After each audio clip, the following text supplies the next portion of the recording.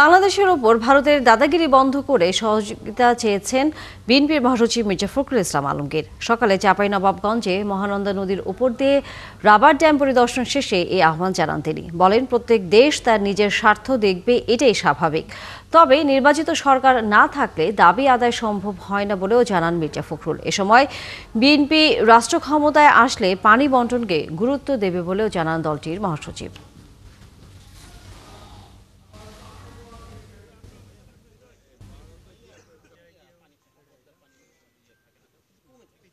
আমার দেশের স্বার্থ আমাকে দেখতে হবে, প্রত্যেকটা দেশ তার স্বার্থ দেখবে। এখানে আমাদের দায়িত্ব হবে যে সরকারি আসুক, জনগণকে সঙ্গে নিয়ে তারা তাদের সেই দাবিগুলোকে প্রেশার ক্রিয়েট করে আদায় করবেন, যে আমাদের উপরে দাদাগিরি বন্ধ করা। এটা আমরা চাই যে আমাদের প্রতিবেশী দেশ তারা ইচ্ছে করলেই তারা আমাদের সঙ্গে সুসম্পর্ক রাখতে পারে এবং তাদের একটা, আমি মনে করি যেহেতু 71 সালের সাথে যুদ্ধের সময় তারা আমাদের সহযোগিতা করেছেন, তাই তো আরো বেশি করে আপনার বাংলাদেশকে সহযোগিতা করা দরকার। দুর্ভাগ্যজনকভাবে আমরা গত এই সরকারের, মোদী সরকারের সময় দেখেছি উল্টো তারা বাংলাদেশের সময় চাপে ফেলেছেন, সব নিয়ে গেছেন, কিন্তু আমাদেরকে বিনিময়ে কিছু দেয়নি। And that was the failure of Awami League government. Padma নদীর পানির ন্যায্য হিস্যা নিশ্চিত ও গঙ্গা পদ্মার পানি বন্টনের স্থায়ী সমাধানের দাবিতে চাঁপাইনবাবগঞ্জে বিএনপির সমাবেশে যোগ দিবেন দলটির মহাসচিব মির্জা ফখরুল ইসলাম আলমগীর। নবাবগঞ্জ সরকারি কলেজের মাঠে আয়োজিত এই সমাবেশে থাকবেন রাজশাহী বিভাগের বিএনপি মনোনীত প্রার্থীরাও। সমাবেশে আসতে শুরু করেছেন নেতাকর্মীরা। শহরে লাগানো হয়েছে ব্যানার, ফেস্টুন, মাইকিং চলছে বিভিন্ন এলাকায়। উত্তরবঙ্গে তিস্তা নদীর পানির ন্যায্য হিস্যার দাবিতে চলতি বছর একাধিক কর্মসূচি পালন করতে দেখা গেছে দলটিকে।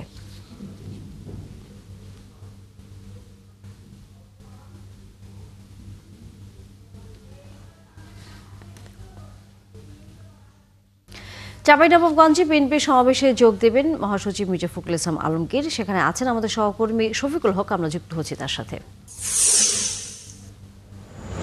শফিকুল, সমাবেশ কখন শুরু হবে এবং একই সাথে নেতাকর্মীদের উপস্থিতির খবর জানানোর পাশাপাশি, যেহেতু আমরা সংবাদে বলছিলাম যে রাজশাহী বিভাগের বিএনপি মনোনীত প্রার্থীদেরও অনেকটা এখানে দেখা যাবে, নির্বাচন ঘিরে কোনো বার্তা আসলে আসবে কিনা দলের পক্ষ থেকে আজকের এই সমাবেশে? ধারাবাহিকতায় আজকের এই বিএনপির এই সমাবেশ এবং এই সমাবেশটি আনুষ্ঠানিকভাবে শুরু হবে বেলা ৩টায় এবং বিএনপি মহাসচিব মির্জা ফখরুল ইসলাম আলমগীর তিনি হয়তো অল্প কিছুক্ষণের মধ্যেই এই নবাবগঞ্জ সরকারি কলেজের যে মাঠটি রয়েছে সেই মাঠে এসে উপস্থিত হবেন এবং ইতিমধ্যেই আপনি ছবিতে হয়তো দেখতে পাবেন যে চাঁপাইনবাবগঞ্জ সদর আসন সহ আশপাশের যে এলাকা রয়েছে সেই এলাকা থেকে নেতাকর্মীরা এসে ইতিমধ্যেই সমাবেশ মাঠ নবাবগঞ্জ সরকারি কলেজ মাঠ সেই মাঠে এসে উপস্থিত হয়েছেন। এই মুহূর্তে জাতীয়তাবাদী সাংস্কৃতিক জাসাস আয়োজিত যে সাংস্কৃতিক আয়োজন, সেই সাংস্কৃতিক আয়োজন অনুষ্ঠিত হচ্ছে এবং স্থানীয় যে নেতাকর্মী রয়েছে, স্থানীয় যারা বিএনপি থেকে আগামী নির্বাচনকে কেন্দ্র করে যাদেরকে মনোনয়ন দেওয়া হয়েছে সেই মনোনয়ন যারা পেয়েছেন তারাও এসে যোগ দিয়েছেন আজকের এই সমাবেশে।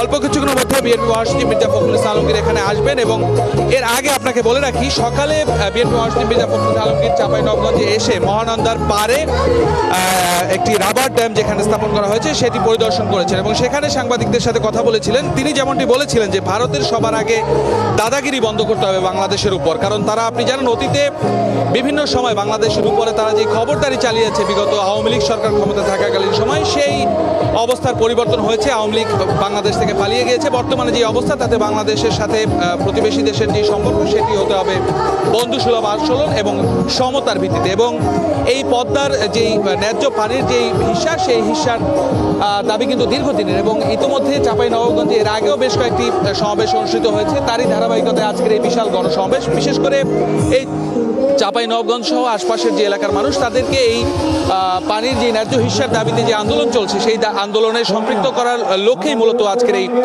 সমাবেশটির ডাক দেওয়া হয়েছে। এবং আরেকটি বিষয় বলে রাখি, যেহেতু আসছে জাতীয় সংসদ নির্বাচন, আগামী ফেব্রুয়ারিতে সেই নির্বাচন অনুষ্ঠিত হবে এবং সেই নির্বাচনকে কেন্দ্র করে এটি পদ্মা নদীর পানির ন্যায্য হিস্যার দাবিতে আন্দোলন হলো, এটিকে একটা নির্বাচনী সমাবেশও বলা চলে। মির্জা ফখরুল এর আগেও যেমনটি বলেছিলেন যে কোনো দেশ থেকে যদি আমাদের ন্যায্য হিস্যা বা দেশের অধিকার যদি বাস্তবায়ন করতে হয় সেক্ষেত্রে নির্বাচিত সরকারের কোনো বিকল্প নেই। তবে আগামী নির্বাচনের মধ্যে দিয়ে সেই নির্বাচিত সরকার গঠন করা যায়, বিএনপি যদি সেই সরকার গঠন করতে পারে সেক্ষেত্রে দেশের স্বার্থ সবার আগে দেখবেন বলে তিনি বলেছেন এবং সেই লক্ষ্যেই আজকের এই সমাবেশ থেকে তিনি তার বার্তা দিবেন স্থানীয় যে নেতাকর্মী রয়েছে তাদের উদ্দেশ্যে।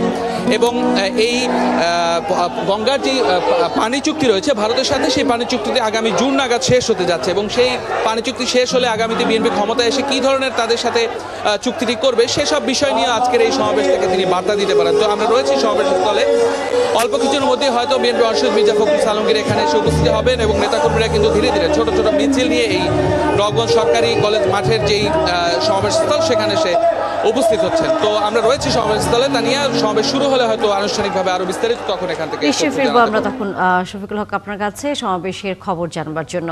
দর্শক সহকর্মী শফিকুল হক ছিলেন আমাদের সাথে এতক্ষণ। গণভোটে 4টি প্রশ্নের কোনো একটির সাথে দ্বিমত থাকলে সেখানে না বলার সুযোগ কোথায়? সরকারের কাছে প্রশ্ন রেখেছেন বিএনপির সিনিয়র যুগ্ম মহাসচিব রুহুল কবির রিজভী।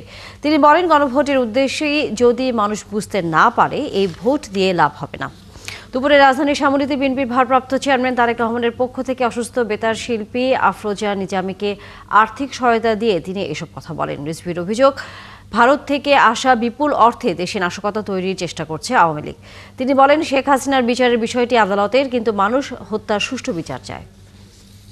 আমরা যেটা দেখলাম যে 4টা প্রশ্ন আছে, 4টা প্রশ্নের উত্তর দিতে হবে, হ্যাঁ বা না। তো সেই জায়গা তো নাই, না এর কোনো জায়গা নেই। আমি 4টা প্রশ্নের কোনোটার সাথে একমত নই, তাহলে আমি না কথাটা কোথায় লিখব সেটা তো ওখানে স্পষ্টভাবে না নেই। তো কোনো জিনিস গোজামিল দিয়ে করলে সেটার সাস্টেনেবিলিটি, সেটা টেকসই হওয়া খুব মুশকিল হয়।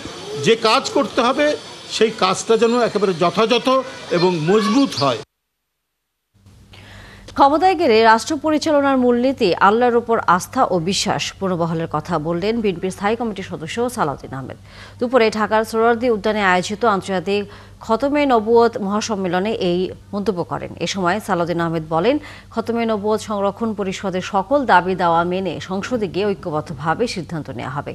হযরত মুহাম্মদ সাল্লাল্লাহু আলাইহি সাল্লামকে যারা মানেন না তারা মুসলিম নয় বলে মনে করেন জামায়াতের সহকারী সেক্রেটারি রফিকুল ইসলাম খান।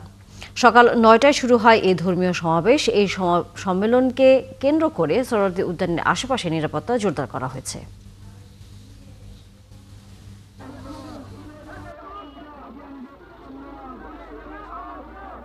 বাংলাদেশ এদেশের জনগণ যদি আমাদেরকে মহব্বত করে দায়িত্ব দেয়, যদি আপনারা সবাই সহযোগিতা করেন, একসাথে থাকেন, তাহলে আপনাদের এখানে আজকে যে সমস্ত দাবি দেওয়া আছে, আমরা সকল দাবি দেওয়া এই প্রস্তাবের পক্ষে। কানুনি সকল ব্যবস্থা জাতীয় সংসদে আলাপ আলোচনার মাধ্যমে গ্রহণ করা হবে ইনশাআল্লাহ। ফ্যাসিবাদ ও কর্তৃত্ববাদী সরকারের কালো যুগ পেরিয়ে জনগণ এখন এক নতুন বাংলাদেশের পথে বলে মন্তব্য করেছেন বাংলাদেশ জামায়াতে ইসলামীর সেক্রেটারি জেনারেল অধ্যাপক মিয়া গোলাম পরওয়ার। শনিবার সকাল 9:15টায় মোটরসাইকেল শোভাযাত্রার উদ্বোধন করে খুলনার 0 পয়েন্টের পথ সভায় তিনি এই সব কথা বলেন। মিয়া গোলাম পরওয়ার আরও বলেন, এবারে নির্বাচন 14, 18 ও 24-এর মতো হলে জাতির ভাগ্যে চরম দুর্ভোগ নেমে আসবে। এছাড়া যারা অতীতে মন্দির ভেঙেছে এবং জনগণ তাদের প্রত্যাখ্যান করে দাঁড়িপাল্লায় ভোট দেওয়ার শপথ করেছে বলে তিনি দাবি জানান। ভোট কেন্দ্রগুলো পাহারা দেবেন, ভোটারদের জন্য ভয়ভীতি, কালো টাকা দিয়ে প্রচন্ড চাপ সৃষ্টি করা না হয়, প্রত্যেক দল এবং প্রার্থী সমান সুযোগ দিয়ে যেন নির্বাচনী কাজ করতে পারে।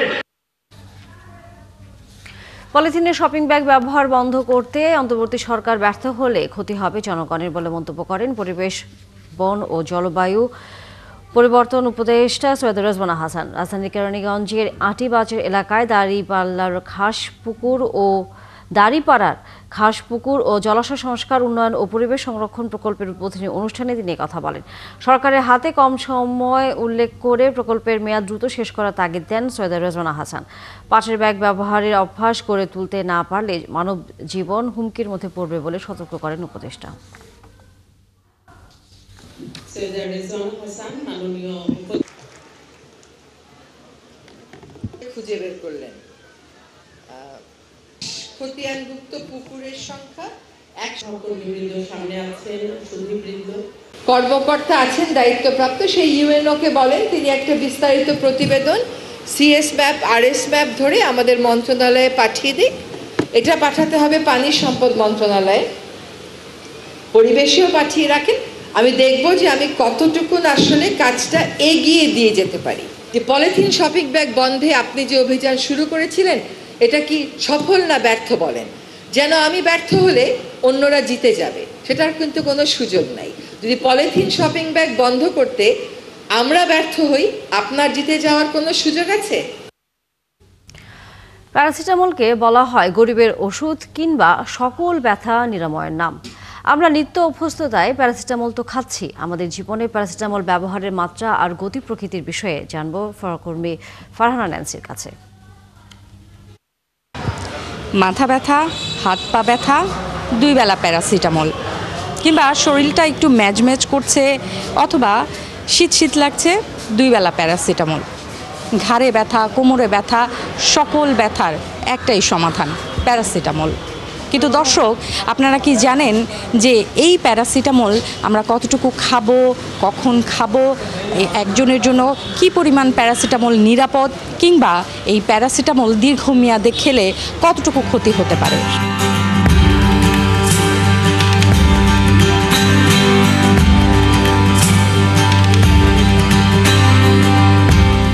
প্যারাসিটামল তো এতো গরিবের মানে গরিবের অসুখ বলা যায়, মানে গরিবের ডাক্তার। প্যারাসিটামল খেলে ব্যথাটা কমে যায়, এই জন্য আমরা সাধারণত প্যারাসিটামলই রেফার করি, প্যারাসিটামলই খাই।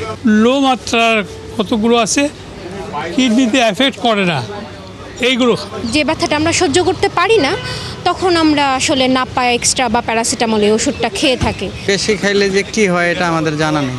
মানুষের শরীরে ব্যথা বা জ্বরের মতো উপসর্গ তৈরি হয় শরীরের কোষ থেকে পোস্টাগ্ল্যান্ডিন নামক রাসায়নিক নির্গত হলে। সেটা স্নায়ুতন্ত্রের মাধ্যমে মানুষের মস্তিষ্কে ব্যথার সংকেত পাঠায়। মস্তিষ্কের তাপমাত্রা নিয়ন্ত্রক হাইপোথ্যালামাসকে প্রভাবিত করে আমাদের জ্বর অনুভূত করায়। এই প্যারাসিটামলটা টেম্পারেচারের যে সেন্টার আছে আমাদের বডির, সেটাকেও সিগন্যাল দিয়ে কমায় নিয়ে আসে। সো জ্বর হলে প্যারাসিটামলটা খুব ভালো একটা ওষুধ, ব্যথা হলেও খুব ভালো সেফ একটা ওষুধ, যেহেতু আমরা এই যে সিগন্যালটাকে কমায় ফেলছি। কিন্তু যেই কারণে ব্যথা হচ্ছে সেটা কিন্তু ভালো করতে পারে না প্যারাসিটামল। ব্যথা তো কমানো গেল অপেক্ষাকৃত নিরাপদ প্যারাসিটামলে, কিন্তু একজন মানুষের কতটুকু প্যারাসিটামল গ্রহণ করা যায় আর দীর্ঘমেয়াদে মাত্রা অতিরিক্ত প্যারাসিটামল গ্রহণে মানুষের শরীর কতটা ঝুঁকির মধ্যে পড়তে পারে? অবশ্যই 4 ঘন্টার মধ্যে 1 গ্রামের বেশি খাওয়া উচিত না। তার মানে আমি যদি 1টা বা 2টা, এটা ওজনের উপর ডিপেন্ড করে, এবং 24 ঘন্টায় 2 গ্রামের বেশি অবশ্যই না। তবে এটা অবশ্যই বললাম যে 50 থেকে 60 কেজির ওভার ওয়েটে যারা আছে মানুষ, তাদের জন্য, অ্যাডাল্টদের জন্য অনেক ওষুধের চেয়ে অনেক ঝুঁকিপূর্ণ ওষুধ, কারণ এটা লিভার, কিডনি, এমনকি ব্রেনও ড্যামেজ করতে পারে। স্পেশালি লিভারের উপর খুব চাপ ফেলে যদি আমি অতিরিক্ত মাত্রায় খেয়ে ফেলি। ব্যথা সহনশীল হলে অল্পতে ওষুধ না খাওয়ার পরামর্শ চিকিৎসকের। বাচ্চাদের জন্য কিন্তু প্যারাসিটামল একটা সেফ ওষুধ, যতক্ষণ পর্যন্ত আমি চিকিৎসকের পরামর্শ অনুযায়ী ওজনের ভিত্তিতে প্যারাসিটামলটা গ্রহণ করব। ফারহানা ন্যান্সি, 71, ঢাকা। অনিয়মের অভিযোগে নিয়োগ বাতিল হওয়ার পর দ্বিতীয় দফায় বাংলাদেশ শিশু হাসপাতালে 6 পদে 65 জন চিকিৎসক নিয়োগের নতুন পরীক্ষার দিনক্ষণ চূড়ান্ত হয়েছে। বাংলাদেশ শিশু হাসপাতাল পরিচালক বলছেন, নিয়োগে স্বচ্ছতার জন্য তৃতীয় পক্ষকে পরীক্ষার প্রশ্ন প্রস্তুত ও গ্রহণের দায়িত্ব দেওয়া হয়েছে। তবে এবারও পরীক্ষায় অংশগ্রহণের শর্ত পূরণ করতে না পারায় হতাশ বঞ্চিত চিকিৎসকরা। আরও জানাচ্ছেন মেহেদী হাসান। চলতি বছরে 29 সেপ্টেম্বর বাংলাদেশ শিশু হাসপাতালে পরিচালনা বোর্ড 6টি বিভাগে 65 জন চিকিৎসক নিয়োগের বিজ্ঞপ্তি প্রকাশ করে। 15 নভেম্বর সেই নিয়োগের লিখিত পরীক্ষার দিনক্ষণ চূড়ান্ত হয়েছে। এই পরীক্ষা পাশের পর ভাইবার মাধ্যমে নিয়োগ চূড়ান্ত হবে বলে জানিয়েছে এই হাসপাতাল পরিচালক বলেন, এবারই প্রথম নিয়োগের স্বচ্ছতার জন্য Bangladesh college of physicians and surgeons বা বিসিপিএস প্রতিষ্ঠানকে লিখিত পরীক্ষার প্রশ্নপত্র প্রস্তুত ও পরীক্ষা গ্রহণের দায়িত্ব দেওয়া হয়েছে। জানান 6টি বিভাগে 65 পদের বিপরীতে 540 জন আবেদন করেছিল। তার ব্যাখ্যা আমরা দিব। আমাদের যে শর্ত আছে 1 বছর পেডিয়াট্রিক্স ট্রেনিং লাগবে, 1 বছর শিশু ট্রেনিং লাগবে এবং সেটা আবার বিএমইউ অথবা আমাদের বিসিপিএস এর স্বীকৃতিপ্রাপ্ত হওয়া লাগবে। কারো ট্রেনিং কমপ্লিট না, কারো ঠিক মতো জুনিয়র সার্টিফিকেট না, অনেক আছে ব্যাংক ড্রাফটও জমা দেয় নাই, হ্যাঁ এরকম আর কি, কারো সাইন নকলও আছে। সবকিছু মিলে যারা বাদ গেছে। আবেদন বাতিল হওয়া প্রার্থীদের অভিযোগ, দেশে প্রায় 15,000 চিকিৎসক বেকার রয়েছে। তারপরও কেন স্বায়ত্তশাসিত প্রতিষ্ঠানে 65 পদের বিপরীতে মাত্র 300 থেকে 400 জন পরীক্ষায় অংশগ্রহণের বিষয়টি প্রশ্নবিদ্ধ। প্রার্থী কম হওয়ার কারণ হিসেবে তারা বলছে, শিশুদের ওপর 1 বছরের বিশেষ প্রশিক্ষণ ও প্রয়োজনীয় সার্টিফিকেট সহ বেশ কিছু শর্ত জুড়ে দেয়ায় প্রায় 200 আবেদন বাতিল করেছে।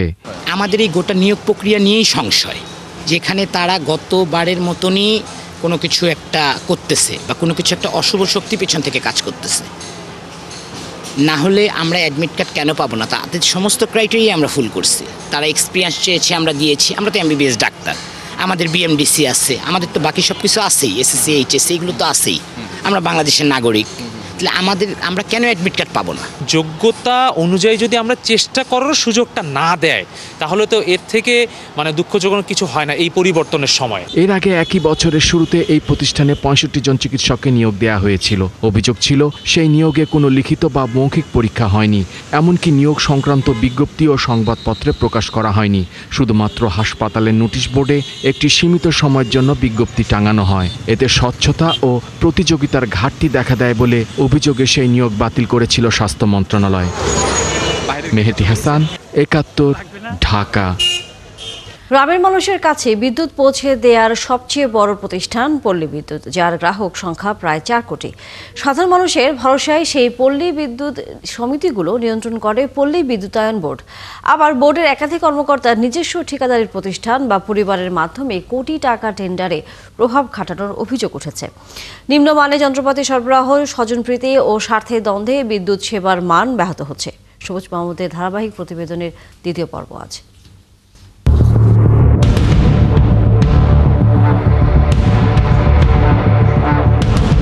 রাশেদুল ইসলাম পল্লী বিদ্যুতায়ন বোর্ডের একজন সহকারী পরিচালক, একই সাথে প্রথম শ্রেণীর একটি ঠিকাদার প্রতিষ্ঠানের মালিকও তিনি। নাম এমআরবিআর কর্পোরেশন। গত 5 ফেব্রুয়ারি পল্লী বিদ্যুতায়ন বোর্ড দুটি আলাদা প্যাকেজের আওতায় 120টি 11 কেভি এবং 100টি 33 কেভি অটোমেটিক সার্কিট রিক্লোজার বা এসিআর কেনার জন্য স্থানীয়ভাবে দরপত্র আহ্বান করে।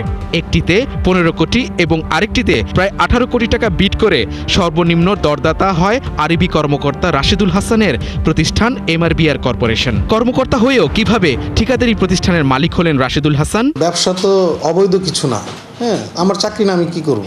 সো আমি ব্যবসা করে ট্রাই করছি। 11 কেবি এসিআর এবং 33 কেবি দুইটা এসিআরে আমার যে কোম্পানি ছিল এমআরবিআর প্রতিষ্ঠান, সেটা দুইটাতেই টেকনিক্যালি কোয়ালিফাই। 21 তারিখ লাস্ট ডেট ছিল জয়েনের, 20 তারিখে আমার মালিকানা আমি ট্রান্সফার করে দিই। তো এই মোমেন্টে আসলে এমআরবিআর এর সাথে আমার কোনো সম্পর্ক নাই। চাকরিতে যোগদান করার আগেই যদি সেই প্রতিষ্ঠানের সাথে ব্যবসায়িক সম্পর্ক থাকে, তাহলে ব্যবসা কিংবা চাকরি কোনো একটা তো প্রভাবিত হতেই পারে। একটা চোনপটির মতো রোল প্লে করার চেষ্টা করছিলাম আর কি।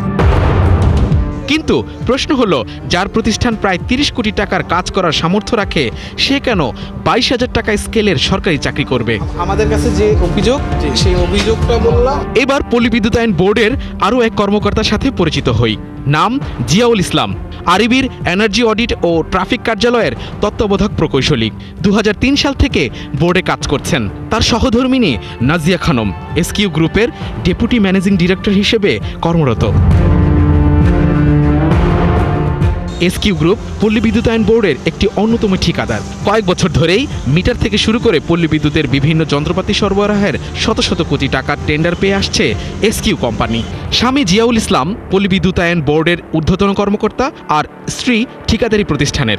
অভিযোগ আছে, জিয়াউলের মাধ্যমে আরবির চেয়ারম্যানকে ম্যানেজ করে এসকিউ কোম্পানিকে কাজ পাওয়ায় নাজিয়া। আমার হাজব্যান্ড দীর্ঘদিন ধরে পল্লী বিদ্যুতায়ন বোর্ডে আছে, এটা সঠিক, এবং উনি যেসব দপ্তরগুলোতে কাজ করেছেন সেই কোনো দপ্তরই এই কেনাকাটার সাথে সংশ্লিষ্ট নন। সুতরাং কনফ্লিক্ট অফ ইন্টারেস্টের যে ব্যাপারটা বলছেন, আমার কাছে মনে হচ্ছে আমি ব্যক্তিগতভাবে মনে করি যে এটা সঠিক না। এসকিউ কোম্পানির বিরুদ্ধে অভিযোগ আছে তারা পল্লী বিদ্যুৎকে নিম্নমানের মিটার দিয়ে উচ্চ দাম নেয়। এখন একটা পক্ষ আপনার ধরেন আমাদেরকে ডিফেম করার জন্য, একটা পট পরিবর্তনের সুযোগ নিয়ে ডিফেম করার জন্য এই কাজগুলো করছে। টেন্ডারে উদ্দেশ্য প্রণোদিতভাবে ইকুইপমেন্টের স্পেসিফিকেশন এমন দেয়া থাকে যেন একটি নির্দিষ্ট প্রতিষ্ঠান বেশি সুবিধা পায়। পরিচয় প্রকাশ না করার শর্তে এমন তথ্যই দিলেন পল্লী বিদ্যুতের এই কর্মকর্তা। অন্যান্য সংস্থা যেখানে মিটার 6 থেকে 7,000 টাকায় কিনছে, পল্লী বিদ্যুতের সমিতির মিটারগুলো কিন্তু 12,000 টাকা, 10 থেকে 12,000 টাকা দিয়ে কেনা হয়েছে, মানে অধিক মূল্যে কেনা হয়েছে। আরেকটা বিষয় হচ্ছে 10 লক্ষ প্রজেক্টের 5 লক্ষ হেক্সি মিটার, তার মধ্যে 2,20,000 মিটার এগুলো উপকেন্দ্রে ব্যবহার করা হয়। মিটারগুলো বেশি দাম দিয়ে কেনা হয় কারণ এর রিডিং নিতে কোনো রিডার লাগে না, অনলাইনে ডাটা সংগ্রহ করা যাবে।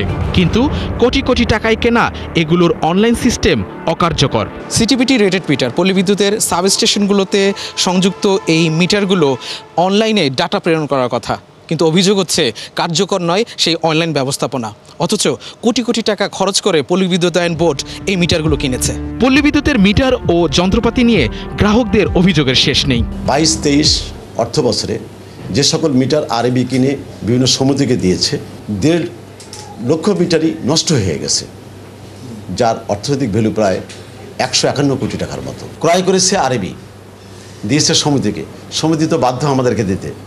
আমরা যা দেখি যে সেগুলো 1 বছর মধ্যে নষ্ট হচ্ছে, অতিরিক্ত বিল হচ্ছে, এবং এই ভোগান্তি আমরা আজকে শিকারে পরিণত হচ্ছি। নিম্নমানের যন্ত্রপাতি ব্যবহার করার কারণে গ্রাহকরা বিদ্যুৎ বিভ্রাট সহ নানা ভোগান্তির শিকার হন। বিদ্যুৎ লাইনে কাজ করতে গিয়ে অনেক লাইনম্যান দুর্ঘটনার শিকার হয়ে প্রাণ হারায়। যদি ব্রেকারগুলো কম থাকে, ব্রেকারগুলো খারাপ থাকে, ড্রপ আউট ফিউজ খারাপ থাকে, তাহলে ফ্রিকোয়েন্ট ইন্টারাপশন হবে, সেফটি ভায়োলেট হবে। আপনার যদি ইনসুলেশনের সমস্যা থাকে, আর্কিং হয়ে ধরেন লাইন পড়ে যাবে, লাইন থাকবে না, তাই গ্রাহক মনে করেন ইলেকট্রিসিটির ডিসরাপশন হবে। পল্লী বিদ্যুতায়ন বোর্ড সমিতিগুলোকে সুদের বিনিময়ে ঋণ দেয়। এই ব্যবস্থাপনা নিয়েও আছে অসন্তোষ। সমিতি মনে করে এই ব্যবস্থার মাধ্যমে তাদেরকে আর্থিকভাবে শোষণ করা হচ্ছে। পল্লী বিদ্যুতায়ন বোর্ড কিন্তু সমিতিকে 1% ইন্টারেস্টে লোন দেয়, অনুদানে টাকাও লোনে দেয়। কিন্তু এখানে কি হচ্ছে, যখন আমরা তাদের কাছ থেকে লোন কিন্তু তারা ডাইরেক্ট নেয় না, তারা কিন্তু মালামালের মাধ্যমে লোনের টাকাটা পরিশোধ করে। তাহলে আপনি যখন আমি তার কাছ থেকে নিছি 20 টাকা ঋণ, এখন সে 20 টাকার জায়গায় সে আমার কাছ থেকে ধরেন 25 টাকা ইন্টারেস্ট বাবদ নিতেছে, কিন্তু সে মালামালের বিল তো করতেছে 35 টাকা। বোর্ড ও সমিতির মধ্যকার অসন্তোষ প্রায় আন্দোলনের রূপ নেয়। সম্প্রতি কেন্দ্রীয় শহীদ মিনারে মাসব্যাপী কর্মসূচি পালন করে সমিতির কর্মকর্তা কর্মচারীরা, যার ফলে সমিতির অনেক কর্মকর্তাকে বহিষ্কারও করে আরবি। পল্লী বিদ্যুৎ আর আরবির মধ্যে একটা দূরত্ব তৈরি হয়ে গেছে রিসেন্ট টাইমে, এই দূরত্বটা আরও বাড়ছে। এই জন্য এই অভিযোগগুলো হয়তো আমরা বেশি শুনতেছি। গ্রাহক দেখতেছে পল্লী বিদ্যুৎকে, কিন্তু পল্লী বিদ্যুৎ আবার জবাবদিহি করতেছে আরবির কাছে, যাকে গ্রাহক দেখে না। এইখানে একটা গ্যাপ আছে। যেহেতু আরবিকে আপনি গ্রাহককে ফেস করতে হয় না, কাজেই এখানে মানে ওই অ্যাকাউন্টেবিলিটিটা ঠিকমতো কাজ করে কিনা এটা দেখা দরকার। পল্লী বিদ্যুতের এসব ইস্যু নিয়ে কথা বলতে চাই প্রতিষ্ঠানটির চেয়ারম্যানের সাথে। সেজন্য বোর্ডের জনসংযোগ পরিদপ্তরের পরিচালক তামান্না কবিরের মাধ্যমে চেয়ারম্যানের সাক্ষাৎকার চেয়ে সুনির্দিষ্ট প্রশ্ন লিখিত আকারে পাঠানো হয়। কিন্তু প্রশ্ন দেখে সাক্ষাৎকার তো দূরের কথা, চিঠির কোনো জবাবও দিতে রাজি হয়নি পল্লী বিদ্যুতায়ন বোর্ডের চেয়ারম্যান। আসলে কোনো সাবজেক্টের সমস্যা না, মানে সাক্ষাৎকারের সমস্যা আর কি। হ্যাঁ, সাক্ষাৎ সমস্যাও ঠিক বলা যায় না। এখন এই মুহূর্তে উনি মানে বলছেন যে ইন্টারেস্টেড না। আপনার কথাটা আমি আলোচনা করছি যে আপনি লিখিত চাচ্ছেন, এখন কি হবে সেটা পরের ব্যাপার। এমনকি সরাসরি বোর্ড কার্যালয়ে গেলেও 71 টিমকে ভেতরে প্রবেশই করতে দেয়নি। মিটার ও সরঞ্জাম কেনায় দুর্নীতি, নিয়োগে স্বজনপ্রীতি এবং গ্রাহক হয়রানি নিয়ে পল্লী বিদ্যুতায়ন বোর্ডের কর্মকর্তাদের সাথে কথা বলতে চাইলে আমাদেরকে ভেতরে প্রবেশই করতে দেয়নি। পল্লী বিদ্যুতের দুর্নীতি নিয়ে কি প্রশ্ন করা যাবে না? পল্লী বিদ্যুতায়ন বোর্ডের এমন আচরণ অনিয়ম দুর্নীতির সাথে সম্পৃক্ততা প্রমাণ করে বলে মনে করেন সংশ্লিষ্টরা। কর্তৃপক্ষ যদি কথা বলতে অপারগতা দেখায় বা রেসপন্স না করে, তাহলে সেটাও কিন্তু এই জিনিসটা প্রমাণ করে তাদের ভিতরে দুর্বলতা আছে, গোপন রাখতে চাচ্ছে কোনো বিষয়, এবং তাদের এই যে অনিয়ম দুর্নীতির যে অভিযোগ তাকে তার সাথে হয় তারা সরাসরি বা প্রত্যক্ষ পরোক্ষভাবে জড়িত, অথবা এর মাধ্যমে কোনো না কোনোভাবে লাভবান, অথবা এরকে সুরক্ষা দিতে চাচ্ছে। ঢালাওভাবে শুধুমাত্র অনিয়ম দুর্নীতি হচ্ছে কথার মধ্যে সীমাবদ্ধ না রেখে এই প্রতিষ্ঠানটিকে পুরো পর্যালোচনা করে ঢেলে সাজাতে হবে বলে আমরা মনে করি। দেশের গ্রামীণ বিদ্যুৎ সরবরাহের দায়িত্বে থাকা সবচেয়ে বড় এই প্রতিষ্ঠানটি দুর্নীতির আতুরঘর হয়ে পড়ায় তার প্রভাব পড়ছে বিদ্যুৎ সেবার মানে। ক্ষতিগ্রস্ত হচ্ছেন কোটি গ্রাহক। তাই দরকার স্বচ্ছতা, ন্যায্যতা আর জবাবদিহিতা নিশ্চিত করা। সবুজ মাহমুদ, ৭১, ঢাকা। বাংলাদেশের বর্তমান পরিস্থিতি নিয়ে উদ্বেগ জানিয়েছেন অস্ট্রেলিয়া নিউ সাউথ ওয়েলস এর আইনসভা। সে সাথে বিএনপির ভারপ্রাপ্ত চেয়ারম্যান তারেক রহমানের পূর্ণ নিরাপত্তা নিশ্চিতের জন্য অন্তর্বর্তী সরকারের প্রধান উপদেষ্টা ডক্টর মোহাম্মদ ইউনূসের প্রতি আহ্বানও জানিয়েছেন নিউ সাউথ ওয়েলস লেজিসলেটিভ কাউন্সিলের সদস্য অ্যাবিগেলি বয়েড। সংসদ অধিবেশনে তিনি এ বিষয়ে অনুরোধ জানিয়ে ডক্টর ইউনূসের কাছে চিঠি পাঠানোর আহ্বান জানান অস্ট্রেলিয়া সরকারের প্রতি। আরও জানাচ্ছেন ওরিসুল ইসলাম। নিউ সাউথ ওয়েলসের স্থানীয় পার্লামেন্টে বাংলাদেশের বর্তমান পরিস্থিতি এবং আসন্ন নির্বাচন নিয়ে কথা বলেন কাউন্সিলের সদস্য অ্যাবিগেলি বয়েড। বক্তব্যে বাংলাদেশের বর্তমান পরিস্থিতি এবং নির্বাচনের প্রার্থীদের নিরাপত্তা নিয়ে উদ্বেগ জানান তিনি। সেই সাথে বিএনপির ভারপ্রাপ্ত চেয়ারম্যান তারেক রহমানের নিরাপত্তা নিশ্চিতের দাবি জানান। দেশের গণতান্ত্রিক জনগণের কাছে জবাবদিহিমূলক একটি সরকার প্রতিষ্ঠার লক্ষ্যে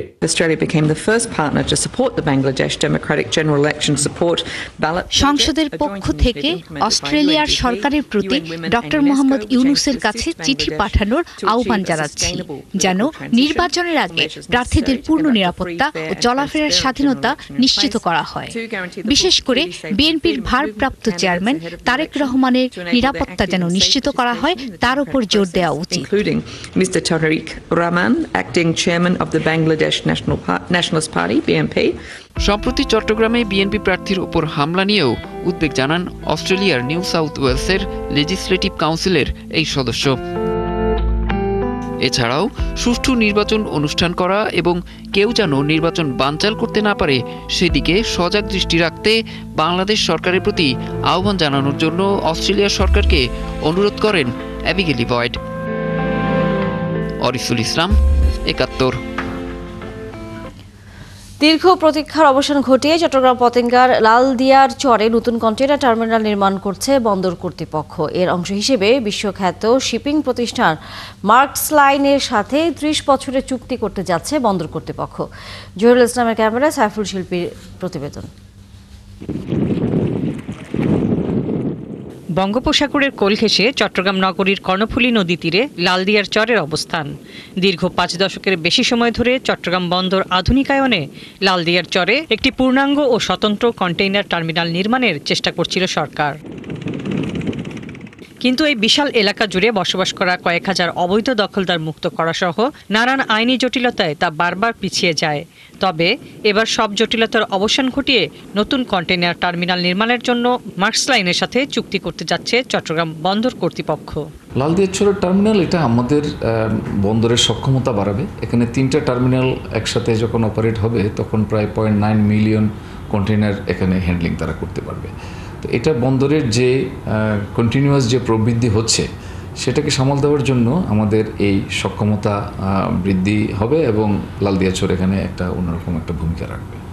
বন্দর কর্তৃপক্ষ বলছে প্রথম পর্যায়ে 50 একর জায়গার উপর নির্মিত হবে নতুন টার্মিনাল। এতে থাকবে অটোমেটেড STS ক্রেন, আধুনিক RTG, real time cargo tracking system সহ সর্বাধুনিক যন্ত্রপাতি, যা কন্টেইনার হ্যান্ডেলিং সক্ষমতা দ্বিগুণেরও বেশি বাড়াবে। কোনোভাবে কস্টটা যেন আমাদেরকে মিনিমাইজ করতে হবে, কস্ট যেন বাড়ানো না হয়। কস্ট যদি বাড়ানো হয় তাহলে আলটিমেটলি এটা ভোক্তার উপরে আসি পড়বে। আমরা চাই যে তারা প্রজেক্ট করবে এবং মিনিমাম কস্টে যেন, যেহেতু তারা ইনভেস্ট করছে, তারা মিনিমাম কস্টে যেন আমাদেরকে এই সার্ভিসটা যেন দিতে পারে। টার্মিনাল নির্মাণের পাশাপাশি কন্টেইনার রাখতে চট্টগ্রাম বন্দরের কাছে কমপক্ষে 50 একর জায়গা চেয়েছে মার্কস লাইন। তবে আপাতত একটি অংশে 32 একর এবং অপর একটি অংশে 7.15 একর জায়গার ব্যবস্থা করে রাখা হয়েছে। The price I pay I should get worth for it. আপনি দাম বাড়ায় যদি ওই যে 7 দিনেরটাতে তো 2 দিনে করেন, ফাইন, কিন্তু 7 দিনেরটা 7 দিন রেখে দিবেন, 10 টাকাটা 30 টাকাতে নিয়ে যাবেন, just colour of skin change করে, দ্যাটস নট অ্যাকসেপ্টেবল। বিশ্বে কন্টেইনার বাণিজ্যের 40% এককভাবে পরিচালনা করছে মার্কস লাইন। একই সঙ্গে বিভিন্ন দেশে অন্তত 60টি বন্দর ও টার্মিনাল পরিচালনা করছে মার্কস লাইনের অঙ্গ প্রতিষ্ঠান এপি মুলার। ওরা তো সব মডার্ন সিস্টেম এগুলো অপারেট করবে এবং ওদের আউটপুট হবে বেশি।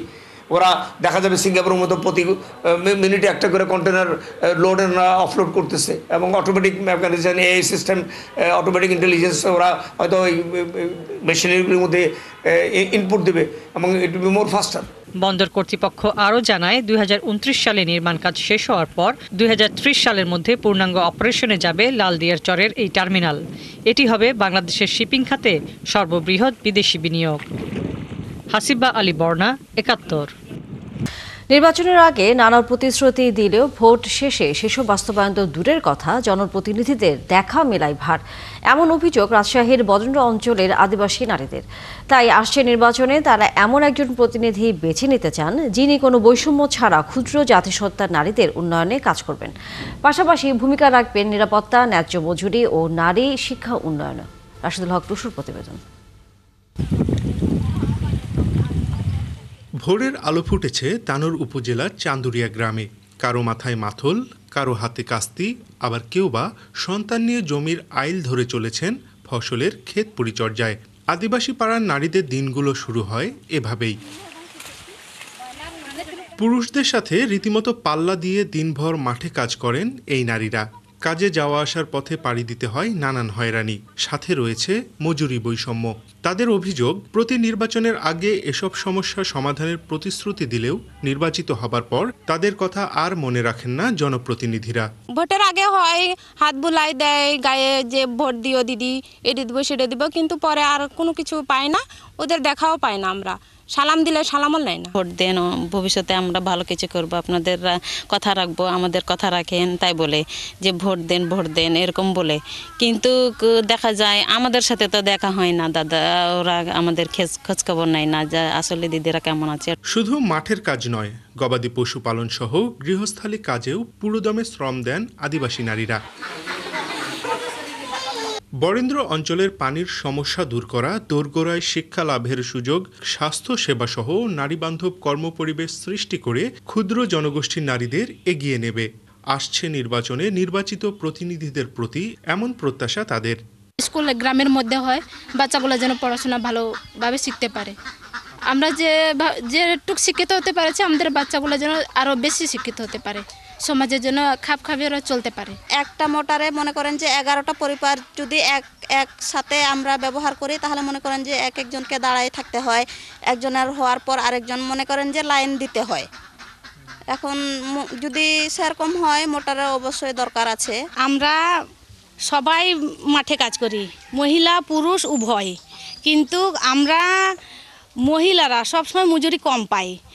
তো আমি বলি যেই সরকার আসুক না কেন আর যেই এটা সিদ্ধান্ত নিক না কেন, যেন পুরুষ মহিলা উভয় যেন আমরা সমান মজুরি পাই। এদিকে টেকসই উন্নয়ন নিশ্চিত করতে হলে সমাজের সব স্তরের মানুষের সমান অধিকার নিশ্চিত করতে হবে, এমন মত সুশাসন বিশ্লেষকদের।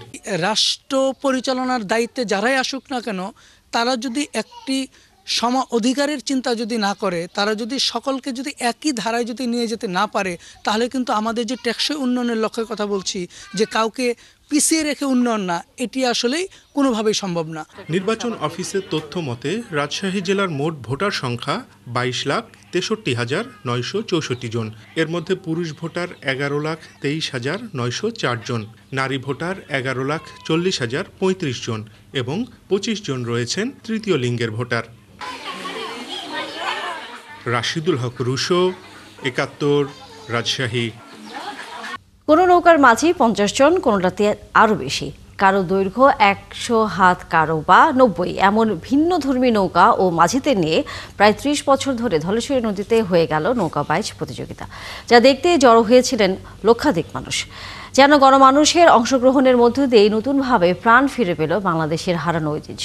মোবারক হোসেন শুভ ও খোরশেদ আলমের ছবিতে নৌকা বাইচের বাকি গল্প জানাচ্ছেন ভাস্কর ভাদুরী।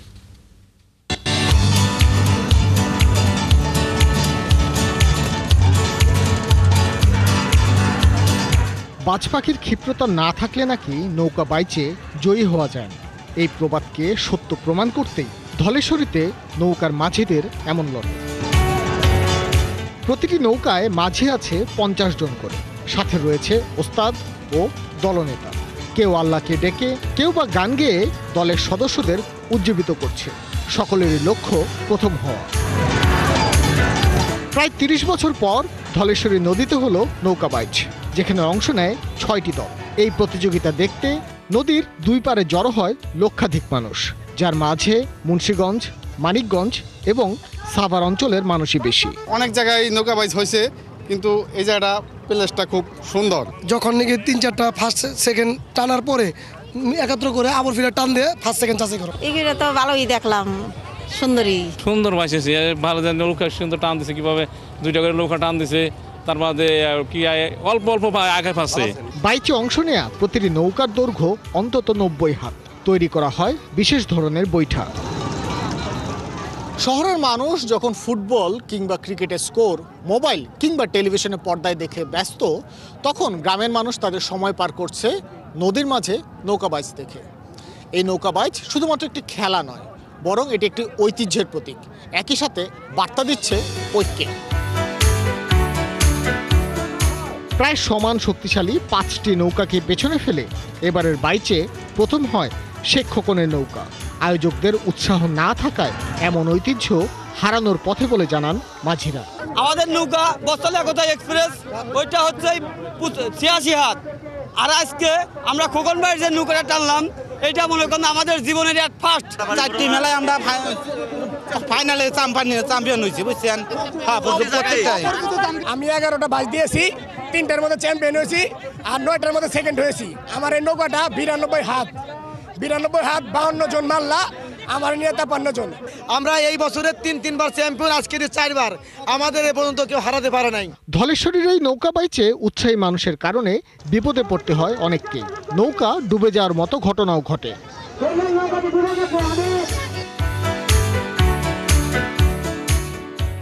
সরকারের পৃষ্ঠপোষকতা পেলে নৌকা বাইচ প্রতি জেলাতেই আয়োজন করা সম্ভব হবে বলে আশা শৌখিন এই মাঝিদের। ভাস্কর ভাদুরী, 71, ঢাকা।